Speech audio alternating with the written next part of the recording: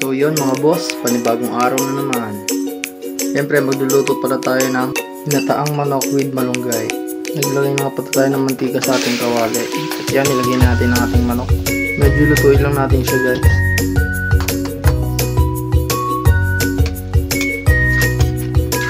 Lutuin lang natin yan hanggang ganyan na siya guys. Medyo mapula.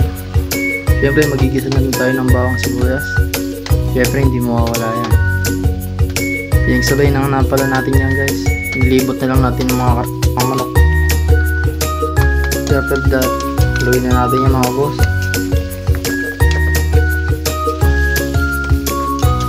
Siyempre maglalagay na rin tayo ng kukumama. Pagdagay natin, nalagay tayo ng chicken nor. Siyempre megas lang yan. Siyempre nilagay na rin tayo ng patis, pampalasa. Siyempre yan, sinarang ninsa yan, tinakpan ng ninsa. Then yun, nilagay pala tayo ng konting asukal guys, pampatimbang lang ng lasa. So yan, naglagay din tayo ng siling pula at siling green. Dalawang sili lang pala yun, isang green, isang red. Siyempre nilagay din tayo ng malunggay. Kaya magpapasarap dyan para kahit pa paano healthy pa rin ang ating pagkain. Siyempre yan lang, takpan lang ulit natin siya. Siyempre pag ganito na siya, medyo natuyot na at naluto na yung gulay, pwede na ihain yan. Ayan na nga siya guys, naluto na. Pag natikman nyo naman talaga ay siguro papani-rice kayo.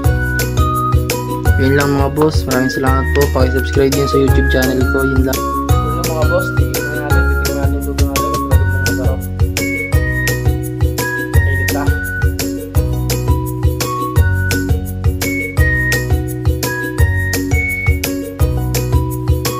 Ayun guys, malasa ka.